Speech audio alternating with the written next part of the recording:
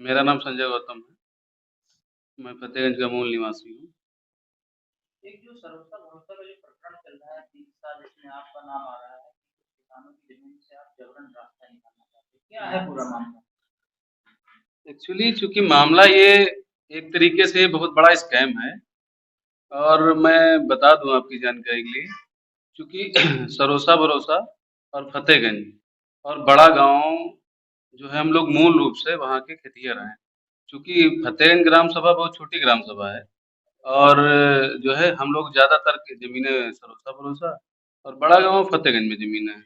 चूँकि हमारी वहाँ 3-4 बीघे ज़मीन है, हम लोगों का कोई रास्ता आने जाने का नहीं था। तो हम लोगों ने वहाँ पे देखा, चूँकि वहाँ से पहले से एक रास्ता चल रहा था, जो फतेह सरोसा भरोसा और बड़े गाँव के बॉर्डर से जाता है। उसी के लिए हम लोगों ने आवेदन किया था और माननीय मंत्री जी को भी हमने एक लेटर लिखा था कि हम लोगों को जाने के लिए कोई रास्ता नहीं है। तो उसके लिए हम लोगों ने नाप कराई। उसमें एक्सेस ज़मीन भैया लाल और रामचंद्र की थी। उसी से हम लोग रास्ता चाह रहे थे कि रास्ता हम लोगों को मिल जाए। लेकिन इसमें जो है मनीष यादव, जो तथाकथित मजदूर किसान यूनियन का अध्यक्ष बताता है, तो उसने कहा कि रास्ता यहाँ से कैसे निकालोगे? हमने कहा क्यों? हम लोग पीछे जा नहीं सकते क्या? तो उसके लिए ये लोग बार्गेनिंग करने लगे कि हमको 20 लाख रुपए चाहिए। इसके लिए इन्होंने हमको दशहरे में 2-3 बार बुलाया भी। वहाँ की फोटो और रिकॉर्डिंग भी है। तो इसी को लेकर ये लोग चाहते थे कि रास्ता इन लोगों को ना मिले, ये लोग बाउंड्री करने लगे। हम लोग जाके गाँव वाले थाना अध्यक्ष को एप्लीकेशन दिए और उसके बाद हम लोगों ने राजस्व परिषद को सभी का एप्लीकेशन दिया और धारा 25 की एप्लीकेशन हमने तहसीलदार के यहाँ दिया कि हमको रास्ता उपलब्ध कराया जाए। इसी के संबंध में फिर जो है एसएचओ ने इनका काम बंद करा दिया। अब ये लोग धरना करने लगे, धरने में झूठे-झूठे आरोप लगाने लगे कि ये लोग प्रॉपर्टी डीलर हैं, ये हैं, वो हैं। जबकि हम लोग वहाँ से जिसकी जाँच करा लीजिए, हम लोग मूल रूप से वहाँ के किसान हैं। अब इसकी शिकायत हम लोगों ने जब डीएम को दी तो ये पता चला कि जो भैयालाल को जो पट्टा किया गया था, इसमें बहुत बड़ा स्कैम है और ये इनका 26/9/2013 को पट्टा किया गया और 24/12/2013 को प्रेस विज्ञप्ति आगरा स्पेसिफिक के लिए कर दी गई। क्योंकि 2 महीने में पट्टा हुआ और इनका 1 बीघे की रिपोर्ट लगा दी गई, उसमें 1 करोड़ रुपया सपा नेता मनीष यादव और कर्मचारियों के द्वारा उसमें बड़ा बंदरबाट किया गया और इसलिए उसकी जांच ना हो पाए और उसमें कुछ कार्रवाई ना हो पाए, इसलिए आदरणीय मंत्री जी का नाम ले रहे थे कि ये लोग उसमें मिले हुए हैं, ये लोग उनकी मदद कर रहे हैं। जबकि ये बहुत बड़ा स्कैम है, घोटाला है जिसमें कमिश्नर मंडलायुक्त साहब के द्वारा एक इनका पट्टा खारिज कर दिया गया है। ठीक है, उस पट्टा खारिज कर दिया गया, उसी का हम लोगों ने थाने में भी हवाला दिया, उसके बावजूद भी ये काम कर रहे हैं।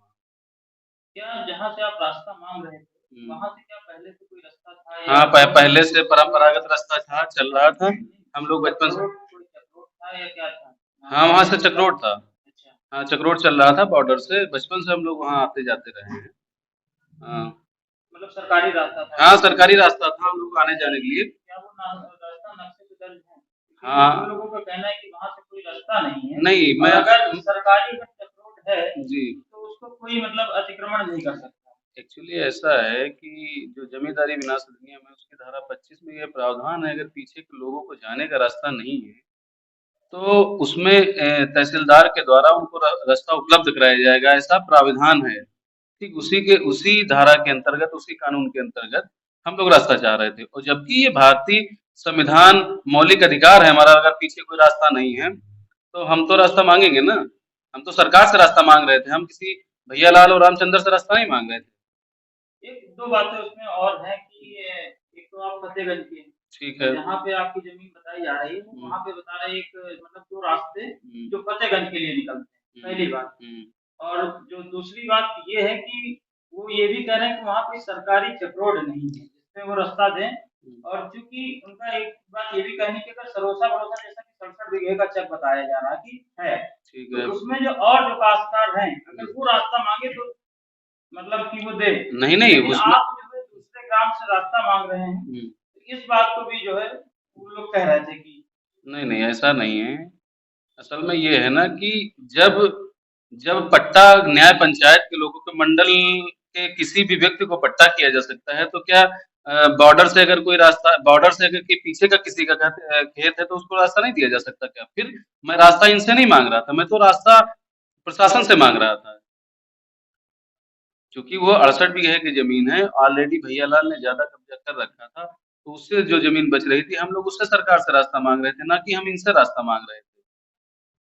उधर किसान की तरफ से एक बात और कही गई कि जो जमीन बढ़ रही है, जी। हम रास्ता मतलब देने के लिए तैयार हैं, लेकिन उसको सरकारी उसमें मतलब नक्शे पे जो है दर्शाया जाए और उसकी खतौनी बनाई जाए ताकि वो रोड सबके लिए रहे। तो उसी उसी के लिए तो हम लोगों ने कार्रवाई की है, उसी के लिए हमने धारा 25 की एप्लीकेशन दी है, कमिश्नर साहब को भी दिया है, उसी की उसमें ऑर्डर भी हुए हैं कि वो रास्ता खाली कराया जाए, और नगर निगम के द्वारा आदेश किया गया है कि जो एक्सेस जमीन है वो खाली कराया जाए, उन लोगों को रास्ता उपलब्ध कराया जाए, उसकी कार्रवाई भी चल रही है।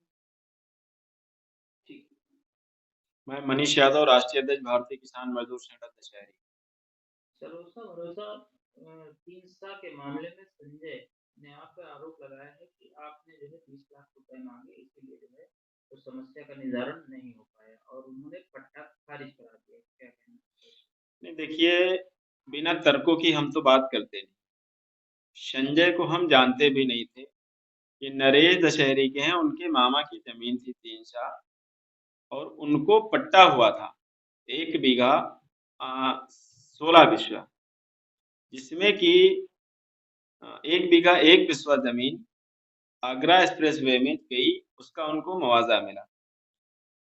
शेष जो 14-15 बिस्वे जमीन बची है उसकी लड़ाई थी। ये लोग चाहते थे कि सरोसा भरोसा की जमीन जो 3 है उसमें से रास्ता बनाकर अपनी जमीनों को मेन रोड से जोड़ना चाहते थे। मैं सीधे सीधे कहूँगा, प्रॉपर्टी डीलिंग का ये लोग काम करते हैं और प्रॉपर्टी डीलिंग के माध्यम से ये लोग उस रास्ते का उपयोग अपनी साइडों के लिए करना चाहते थे। जो जमीन पीछे की कम कीमत की थी, अगर वो सर्विस रोड से जुड़ जाती तो उसकी कीमत बढ़ जाती। इसमें एक बड़े बड़े ताकतवर लोग लगे, इसमें माननीय मंत्री जी के लोग लगे, इसमें उनका एक तथाकथित भांजा है मोनू रावत, वो और तमाम और कुछ वकील, उन पर तमाम तरीके का दबाव डाला गया कि तुम्हारा पट्टा खारिज करा देंगे। हमारे पास हमारे वकील हैं जो मलिहाबाद में हमारा काम देखते हैं किसानों का, राघवेंद्र सिंह। राघवेंद्र ने, संजय और राघवेंद्र की कोई जान पहचान होगी, हमारे पास राघवेंद्र लेकर आए। राघवेंद्र के सामने और भी यहाँ तमाम लोग थे, नरेश भी वहां पर बैठे थे। वहां पर संजय ने खुद कहा था कि संसद जी के भांजे मोनू ने हमको फंसा दिया, 12 लाख रुपए वहां दिलवाए और 3 लाख रुपए तहसील प्रशासन और थाना मैनेज करने के लिए 15 लाख रुपए हमारा बर्बाद करवा दिया, और रास्ता भी आपने, हमने जो बनवाया था उन लोगों ने आपने बिगड़वा दिया। तो हमने उससे कहा, यार इधर उधर पैसा देने की कोई आवश्यकता आपको नहीं है। जितने भी लोगों ने हमसे कहा, हमने कहा किसान के साथ बैठ लो, उसको अगर जो पैसा इधर उधर दे रहे हो वो पैसा उसको दे दो, ताकि स्वेच्छा से वो रास्ता आपको दे दे। गुंडई जबरदस्ती से आप किसी से रास्ता, किसी की पट्टे की जमीन से, संक्रमणी भूमिधर जो जमीन है उससे आप कैसे निकाल सकते हो। हम ये सब चीजें पहले भी मैंने खुलासा की और अब वो लोग खिसियाए हुए हैं क्योंकि किसान की बाउंड्री बन गई, प्रशासन ने हाथ खड़े कर दिए। हमने उसमें हाईकोर्ट, माननीय उच्च न्यायालय में रिट भी दाखिल कर दी है क्योंकि हमारे पट्टे की जमीन पर हमको काम करने से रोका गया। किसान को हाईकोर्ट में रिट भी और सिविल कोर्ट में भी एक मुकदमा दाखिल कर दिया गया। आज हमने सिंचाई विभाग के लोगों को बुलाया था, वो पीछे लगभग 3 फीट दीवार हमारी गिरा गए हैं रामचंद्र की। उन्होंने कहा है यहाँ से आप ये दीवार हटा लीजिए, ये जमीन नहर की है। भले नक्शे में नहर, इन लोगों का कहना है कि नक्शे में नहर नहीं है। पीछे से आप जितनी भी पीछे जमीनें हैं चली आ रही हैं बड़ा गांव से, वहां पर सब ने नहर की जमीन छोड़ी, और जब नहर मौके पर मौजूद है तो नक्शे में हो या ना हो ये हमारा विषय नहीं। कल अगर इधर जमीन वो ले लेगा प्रशासन और कल नहर वाले भी अपनी जमीन ले लेंगे तो कहीं ना कहीं किसान का नुकसान होगा। हमने, उन्होंने 10 मीटर रास्ता कहा था, 10 मीटर जमीन बोले कि छोड़ दो, हमने 10 मीटर एक साइड अभी दीवार नहीं बनाई, वो वहां पर पड़ी है। जब तक निस्तारण नहीं होगा हम उस पर निर्माण नहीं करें। बाकी का निर्माण हमारा हो गया। तहसील प्रशासन आकर नहर की जमीन और किसान की जमीन को चिन्हित कर दे, उनकी जमीन पूरी कर दे। 1 इंच जमीन किसान कह रहा हमको एक्स्ट्रा नहीं चाहिए। जैसे आज सिंचाई विभाग के लोग आए थे, वो निशान लगा गए, हमने वहां से दीवार हटा ली है और जहां निशान लगा गए पीछे करीब 9-10 फीट उन्होंने छुड़वाया है, वहां तक हमने दीवार उठवा ली है। हमारा काम आगे का पूरा हो गया। 10 मीटर जो बची हुई जमीन है, जहाँ वो कह रहे थे कि हम इसको चिन्हित करेंगे तब आप बनाइएगा। एसडीएम से हमारी बात हुई, नगर आयुक्त महोदय से बात हुई, जहां जहां भी इन लोगों ने प्रार्थना पत्र दिए, हमने प्रार्थना पत्र दिए। अब हमारी मांग है, संजय ने खुद जो बगल में प्लाटिंग की है उसमें तमाम सरकारी जमीन जिसमें निर्माण हो गए। अब हम खुद सरकार से मांग करते हैं, प्रशासन से मांग करते हैं कि 3 सा का नंबर 68 बीघे का है, उसको पूरा सुरक्षित कराया जाए। जितने भी लोगों ने कब्जा कर रखा है उनसे खाली कराया जाए। जिनके निर्माण है उन पे 68 की कार्रवाई करके उनको धराशायी कराया जाए। हमारी ये मांग है, सभी के साथ, किसी एक व्यक्ति के साथ अन्याय न हो। सरकार की जमीन हम कहीं कब्जा नहीं, हम लोगों का काम है सरकारी जमीन को खाली करवाना और उसको सुरक्षित करवाना। हम लोग सरकारी जमीनों पर कब्जा करने वाले लोग नहीं, और न ही हम अपने किसानों को इतनी पावर, इतनी ताकत देते हैं कि किसी सरकारी जमीन पर कब्जा कर पाए। रही बात, ये संजय जो है ये बहुत धूर्त है, झूठा है। ये बता रहा है कि कमिश्नर साहब ने पट्टा खारिज कर दिया। अब बताइए, किसी की पट्टे की जमीन कैसे कोई अधिकारी खारिज कर सकता है? 22B4 के तहत उनका मुकदमा डिसाइड हुआ, मुकदमा डिसाइड होने के बाद उनको पट्टा हुआ। उसी समय अगर कोई आउटर आगरा एक्सप्रेस वे का एक प्लान आ गया और उनको मुआवजा मिल गया, तो क्या इसको आप कोई वो कहेंगे कि इसमें बहुत बड़ा घोटाला हुआ है? ये तो उनकी किस्मत की बात है कि उस समय पट्टा हुआ, 2 साल बाद उनको मुआवजा मिल गया, पैसा मिल गया। तमाम लोगों ने जमीन 2-4 लाख रुपए बीघे ली होगी, और बाद में आउटर ये आगरा एक्सप्रेस वे बना, आउटर रिंग रोड बना, उसमें गई, लोगों को पैसा मिला। ये तो खुशी की बात है, इसमें जलन नहीं होनी चाहिए।